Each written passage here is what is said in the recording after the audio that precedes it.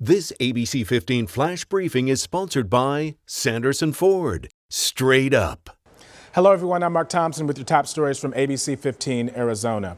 And this morning, a major announcement when it comes to coronavirus. A court ruling the national vaccine mandate for large companies can continue. OSHA can now begin implementing that rule, which requires companies with more than 100 employees to either require vaccination or regularly test unvaccinated employees for COVID.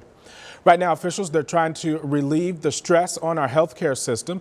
ABC 15 is learning through this memo. Banner Thunderbird Medical Center is planning restrictions for non-urgent surgeries next week. ABC 15 Health Insider Dr. Shad Marvasti says when it comes to capacity, as that goes down, patient care can go down as well. Maybe you discharge someone to home and you don't admit them if they're not dying right away and they can wait for care, right? Even though there's a higher risk and you normally would have kept them. Or you're deferring that colonoscopy that needs to happen, but you just don't have time to do it right now because you're trying to, keep people alive. A spokesperson for Banner Health, not saying which hospitals by name are limiting those surgeries, but saying individual hospitals are making those decisions on a case-by-case basis. The community showing their support for Phoenix police officer Tyler Maldovan, the 22-year-old still fighting for life after he was shot in the line of duty. Friday, an all-day cookout fundraiser that was held at the Plea headquarters, the proceeds helping his family, fellow officers, firefighters, and other members of the community all stopping by to show their support for our first responders. I think that it just shows the true spirit in people. I think that we all realize that our police officers are very important to us. They are of utmost importance. Their lives are on the line every day. And if you didn't get a chance to swing by that cookout, you can still help Officer Moldovan's family by making a donation on the Plea website, which is pleacharities.org, or on the Phoenix Police Department's website. The city of Phoenix trying to make the streets of downtown safer for bike riders. They are now considering a few options near the ASU Tempe campus right now. Cars and bicyclists, they share a lane along Fillmore Street between Central and 7th Street, and the road is further crowded by metered parking there. The traffic's very chaotic, so it's kind of difficult to maneuver around that area, especially heading down Fillmore either way.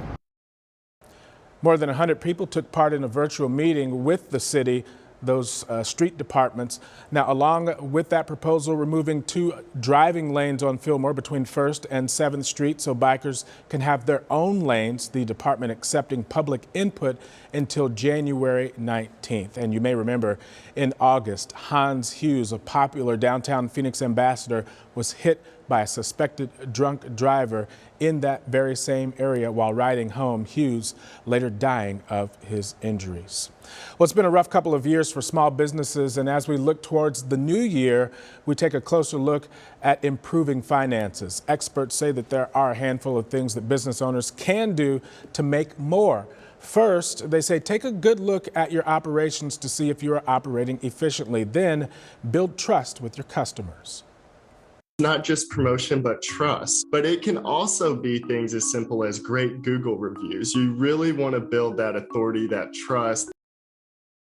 Finally, they say have a presence across several social media platforms. They say it's especially important to get your pages verified.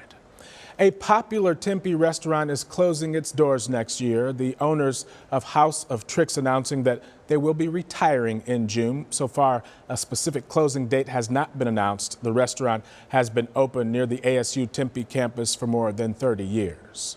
Well, good news if you're looking to hit the road this weekend. No closures on Valley freeways due to construction. The same goes for Christmas and New Year's weekends as well. There, I'm Nohelani Graff with your most accurate forecast. We've got the Fiesta Bowl parade on this Saturday, and it's going to be chilly during the parade. So we're starting the morning off in the 40s, but by the time the parade starts at 10, we're at 51 degrees. And for the next hour, we'll stay in the mid 50s. At noon, we're still just short of 60 degrees, but we'll make it there by 1 o'clock this afternoon. Here in Phoenix, our official forecast high is 66 degrees. We're going to have clear, sunny skies this afternoon and just some light breezes across the valley. Across the state, we'll have above 60s to our south and to our west, upper 40s across the central portion of the state, close to 50 in Sedona, and north of the rim, upper 30s in Show Low and Window Rock, but mid 30s in Flagstaff today, so it's going to be chilly up there. We'll warm up just a bit once we get through this clear weekend. We'll have more clouds on Monday, but our highs will be in the 70s. And then we're tracking a storm system late Wednesday through Christmas Eve, which will drop our temps back into the 60s.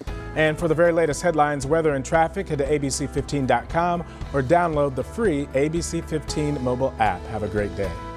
This ABC 15 Flash Briefing is sponsored by Sanderson Ford. Straight up.